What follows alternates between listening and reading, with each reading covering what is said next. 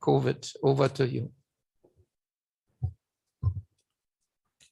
Thank you. Thank you very much, Chris. And thank you also, my brother. It was excellent speech and excellent video. So I'm really proud. Your Excellency, Dr. Ahmed Roble, Minister of Health of Djibouti, President of the World Health Assembly, and Vice Chair of the 68th Regional Committee. Long title. Honorable Ministers and Heads of Delegation, my brother, Regional Director, Dr. Ahmed Al-Mandari, Excellencies, dear colleagues and friends. Assalamu alaikum wa rahmatullahi wa barakatuh. When I addressed you virtually last year, I said that I hoped it would be possible to meet face to face this year. So I'm delighted to be here with you today. That was what I hoped, and I'm glad it has happened. The fact that we're once again able to meet in person is testament to how far you have all come in the fight against COVID-19. It's very pleasing to see that reported cases and deaths in the region are near their lowest since the pandemic began. As I have said over the past few weeks, we have never been in a better position to end the COVID-19 pandemic as a global health emergency.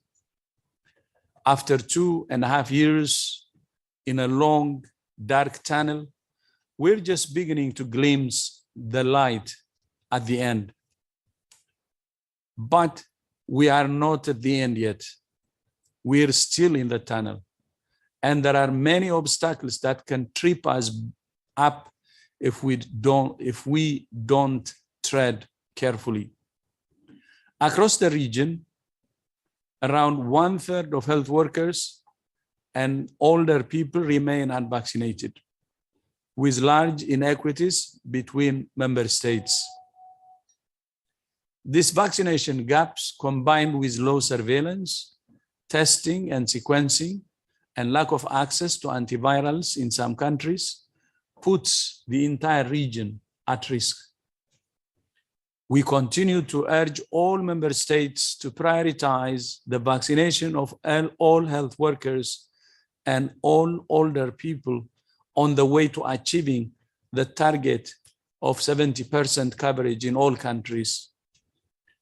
WHO has recently published a set of 6 short policy briefs which outline the essential actions all countries can take to reduce transmission and save lives. We urge you to use these briefs to reassess and readjust your policies to protect those most at risk, treat those who need it, and save lives. The pandemic is always evolving, and so must the response in every country. And even as we continue to respond to COVID-19, we must maintain momentum on building a stronger architecture for health emergencies. As you know, member states are now negotiating a new legally binding international instrument on pandemic prevention, preparedness, and response. By the way, our brother, Dr. Jawad Mahjour, is leading that effort, and I hope we will have the accord in due time. And I urge member states of this region to engage more actively in these negotiations. It's in your own interests to make sure that the final instrument reflects your commitments and needs, and your circumstances and needs as individual member states and as a region. This instrument is a vital part of the new health emergency architecture, but by no means the only part. A new financial intermediary fund for pandemic prevention, preparedness, and response has now been established at the World Bank, and WHO providing technical leadership. We urge all member states to invest in the fund to support catalytic and gap-filling financing to implement the core capacities of the international health regulations. Meanwhile, a new peer review mechanism to evaluate country preparedness is now being piloted, the Universal Health and Preparedness Review. I thank Iraq for becoming the first EMRO member state to pilot the UHPR this year, and I encourage other member states to participate. As one of the regions most affected by health emergencies of various kinds, you have the most benefit from a stronger health security architecture. COVID-19 is far from the only crisis we face. In Pakistan, although the flood waters have stopped rising, the danger is only increasing. More than 1,500 lives were lost in the floods, but many more could be lost to disease in the coming weeks without a massive and urgent international response. This is not generosity, as the Secretary General said, it's justice. WHO's Executive Director for Health Emergencies, Dr. Mike Ryan, has just led a team to Pakistan to assess the needs. Approximately 10% of all Pakistan's health facilities have been damaged, leaving millions without access to health care. Stocks of essential medicines and medical supplies are limited or have been washed away. Damaged roads and bridges are impeding access to services and supplies.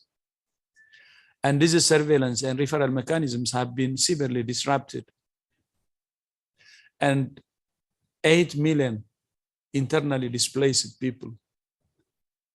There are now outbreaks of malaria, cholera, and dengue, an increase in skin infections, and we estimate that more than 2,000 women are giving birth every day, most of them in unsafe conditions. In August, WHO released $10 million from our contingency fund for emergencies. But this massive and unprecedented disaster needs a massive and unprecedented response. Last week, we issued an appeal for $81.5 million to support WHO's response. We urge all member states to support the people of Pakistan in their hour of need. The floods in Pakistan are also making our work to eradicate polio more difficult. Last year saw the fewest cases on record, with just 6 cases of wild polio virus, including 1 in Pakistan, 4 in Afghanistan, and 1 in Malawi. Unfortunately, we have lost ground this year, with 20 cases in Pakistan, 2 in Afghanistan, and 6 in Mozambique. Wild polio was circulating only in 2 countries. Now the new addition is Mozambique, 3 countries, makes it 3 countries. For circulating vaccine-derived polio, our principal concern in the region remains the lack of an agreement to conduct any vaccination campaign over a 12-month period in northern Yemen, where more than 200 children have now been paralyzed. I call on all parties to the conflict in Yemen to solve this situation immediately. Meanwhile, in the Greater Horn of Africa, the worst drought in more than 40 years, combined with the impact of the Russian Federation's war in Ukraine on price for food and fuel, is exacerbating food insecurity for millions of people, as Dr. Ahmed Roble had already indicated earlier. Again, the contingency fund for emergencies has released $16.5 million, but for our response in the 7 worst affected countries requires $124 million for the next 6 months. We urge you as a region to support these needs as a statement of regional solidarity. Even as we respond to the drought in the Horn of Africa and floods in Pakistan, we must all work to address the climate crisis fueled by the consumption of fossil fuels that's making weather-related disasters more frequent and more extreme. The COP 27 meeting in Egypt this year will be an important opportunity for all countries to make concrete commitments to safeguard the health of our planet on which all life depends. Every member state must play its part, and engaging young people is crucial because the future of our planet belongs to them. Excellencies, I thank you all for putting your trust in me to serve you as Director General for another 5 years. Thank you so much for your support. And thank you also to Dr. Ahmed Roble, Minister Ahmed Roble, for your leadership during the Assembly. At the World Health Assembly in May, I outlined 5 priorities for the next 5 years as we work together to recover from the setbacks of the pandemic and drive progress towards the triple billion targets and sustainable development goals. First, promoting health by addressing the root cause of disease and creating the conditions for good health and well-being. Second, providing health by reorienting health systems towards primary health care as the foundation of universal health coverage. Third, protecting health by strengthening the global architecture for health emergency preparedness, response, and resilience. Fourth, powering health by harnessing science, research, innovation, data, and digital technologies. And fifth, performing for health by building a stronger WHO that delivers results and is empowered to play its leading role in global health. It's important to underline that these 5 priorities do not replace the 13th general program of work for the triple billion targets. They're more about how together we will reach those targets. The 5 priorities have much synergy with your agenda this week, and I'm really glad that we're very much aligned. I thank all member states for the historic commitment you made at this year's World Health Assembly to gradually increase assessed contributions to 50% of the base budget over the next decade. This was a very historic decision. First time actually of this much increase since WHO was founded. Maintaining momentum is vital, as the first step toward the sustainability comes with the proposed 20% increase on assessed contributions in the 2024-25 budget. As you know, even before the pandemic, we had already made major improvements in effectiveness and efficacy through the transformation journey that we have been on over the past 5 years. Building on the lessons of the pandemic, we're committed to continuing that journey and to making WHO even more effective, efficient, transparent, and accountable.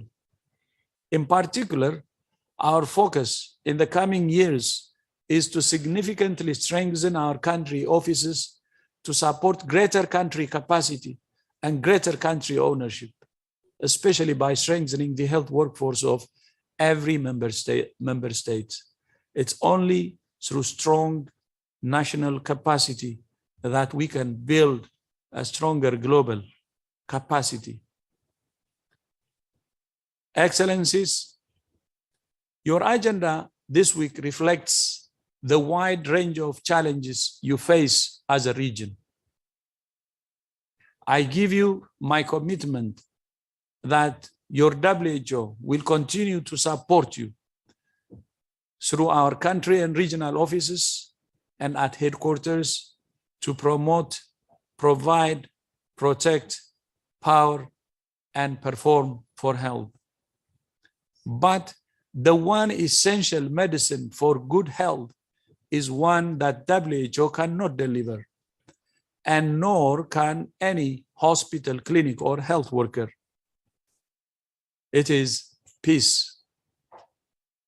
In a region with so many conflicts and so many people forced from their homes, you know this better than any of us. We can only hope for a healthier, safer, and fairer world, in a more peaceful world.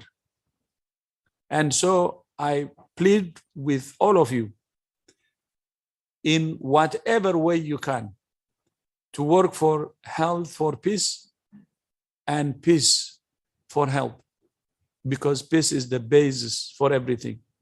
I thank you. Shukran jazilan. Or